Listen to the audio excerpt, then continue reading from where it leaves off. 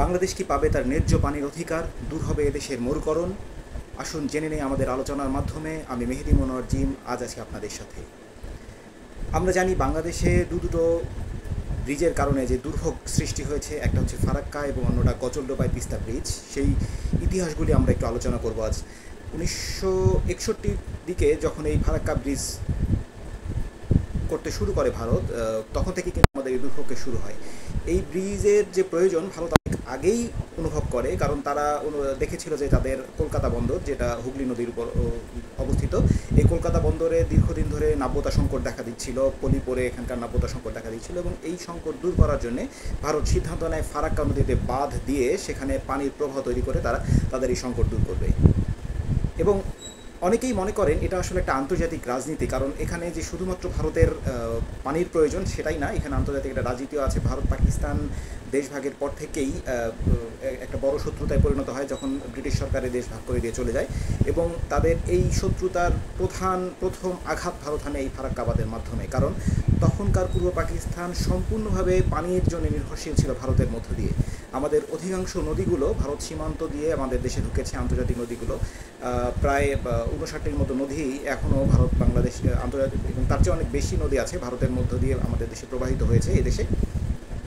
এবং তার মধ্যে সবচেয়ে বড় পানির প্রবাহ যেটা নিয়ে আসে এটা হচ্ছে গঙ্গা নদী, যেটা আমাদের দেশে পদ্মা নামে পরিচিত। এই গঙ্গা নদীর উপরেই ফারাক্কা পয়েন্টে তারা বাঁধ নির্মাণ কাজ শুরু করে 1961-তে। তবে শুরুতেই কিন্তু একটা প্রতিবাদের ঝড় উঠেছিল, শুধু বাংলাদেশ নয়, বাংলাদেশ তখনকার পুরো পাকিস্তান নয়, পাকিস্তান সরকার তখন এটা করতে বাধা দিয়েছিল। আন্তর্জাতিকভাবে তারা দাবি জানিয়েছিল এই ব্রিজ যেন না করা হয়, এই বাঁধ যেন তৈরি করা না করা হয়।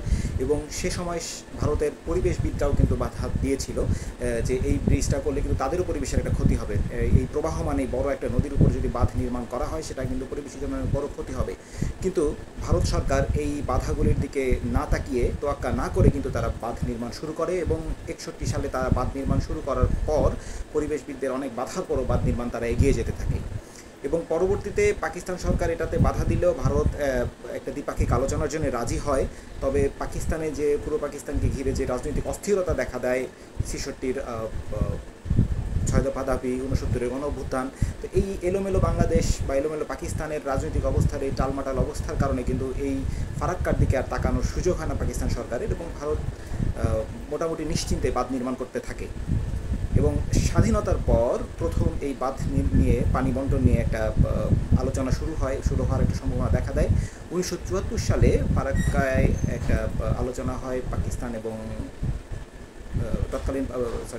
তখন ভারত এবং বাংলাদেশের মধ্যে। তখনকার ভারতের প্রধানমন্ত্রী ইন্দিরা গান্ধী এবং বাংলাদেশের বঙ্গবন্ধু শেখ মুজিবুর রহমানের সাথে একটা আলোচনা হয়, এবং তখন তারা একটা দ্বিপাক্ষিক সমঝোতায় আসে যে তাদের একটা চুক্তি স্বাক্ষরিত না হওয়া পর্যন্ত ফারাক্কার পানি ভারত অপসারণ করবে না।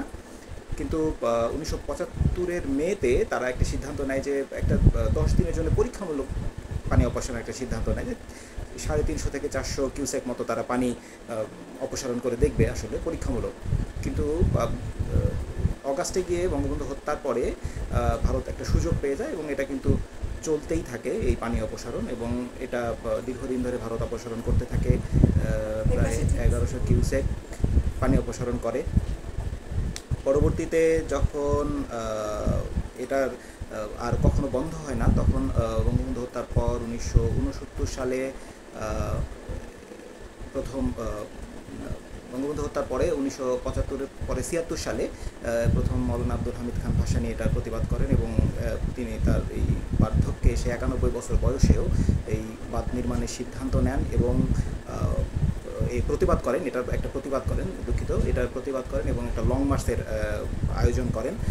সেই লং মার্চে তিনি প্রথম প্রতিবাদের ঝড় তোলেন যে এই ফারাক্কা বাঁধের পানি অপসারণ ভারত যেন বন্ধ করে এবং পর্যাপ্ত যেন পানি পায়। কিন্তু সেটা পরবর্তীতে তার মৃত্যুর পরে আর আগানো সম্ভব হয়নি, এবং ভারত পানি অপসারণ করতেই থাকে। পরবর্তীতে 1977 সালে জিয়াউর রহমান সরকারের সাথেও একটা ভারতের চুক্তি হয়, পানি বন্টন চুক্তি হয়। 1982-85 সালে তৎকালীন প্রেসিডেন্ট হুসেন মোহাম্মদ এরশাদও পানি বন্টন চুক্তি করেন, এবং সে অনুযায়ী বাংলাদেশ পানি পেতে থাকে। কিন্তু 1989-এর পরে বাংলাদেশের রাজনৈতিক অস্থিরতা যখন চরম আকার ধারণ করে, তখন আর এই ফারাক্কা বাঁধ নিয়ে কোনো সেরকম দ্বিপাক্ষিক আলোচনা বা চুক্তি স্বাক্ষরিত না হওয়াতে ভারত ইচ্ছামতো পানি অপসারণ করতে থাকে। এবং 1993 সালে এটা কমতে কমতে এমন পর্যায়ে চলে যায় যে যেখানে আমাদের বাংলাদেশের পানির প্রয়োজন 35,000 কিউসেক, সেখানে ভারত আমাদেরকে দেয় মাত্র 11,000 কিউসেক। তার মানে প্রায় অর্ধেকেরও কম পানি বাংলাদেশ তখন পাচ্ছিল, এবং যে সময় থেকে আমাদের মরুকরণ শুরু হয়ে যায় আসলে পদ্মা অঞ্চলে। আমরা জানি রাজশাহীর দীর্ঘ অঞ্চল, কুষ্টিয়ার অনেকটা অঞ্চল কিন্তু মরুভূমিতে পরিণত হয়ে যায় এই পর্যাপ্ত পানির অভাবে।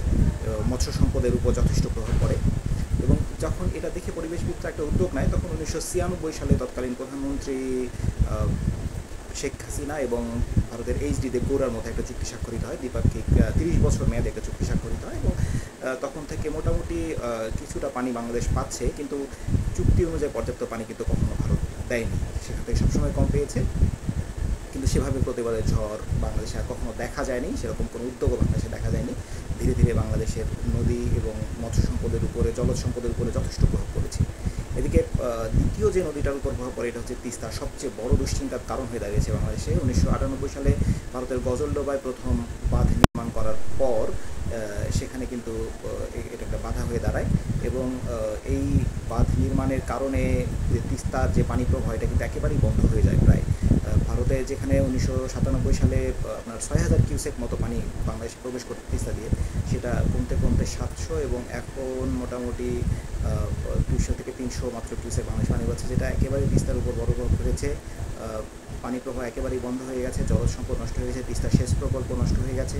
তো এই কারণে এখন পর্যাপ্ত উদ্যোগ যদি না নেওয়া হয়, এটা আসলে ভবিষ্যতে এই নদীর নাব্যতা সম্পূর্ণরূপে নষ্ট হওয়ার সম্ভাবনা রয়েছে, নদীর একেবারে মরে যাওয়ার সম্ভাবনা রয়েছে। তাই এখনই এটার পর্যাপ্ত ব্যবস্থা নেওয়ার সময়। ধন্যবাদ।